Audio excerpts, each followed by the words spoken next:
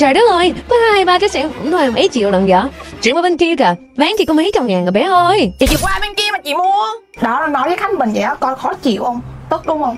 Trời ơi, đánh đá dễ sợ. Vì khách hàng không hiểu sản phẩm nên là mình phải giải thích cho khách hàng hiểu về tính chất sản phẩm của nhà Chagota. Chăn ga gối là một sản phẩm luôn tiếp xúc với mọi người hàng ngày. Vậy nên, lựa chọn một sản phẩm chất lượng nó là một điều rất là quan trọng. Như sản phẩm iMin tại nhà Chagota, nhờ vào chất vải Lyocell 220S, sờ vào là cảm nhận ngay được sự mềm mại và mát lạnh, kèm theo một mùi hương bạc hà tự nhiên từ cây khuynh diệp.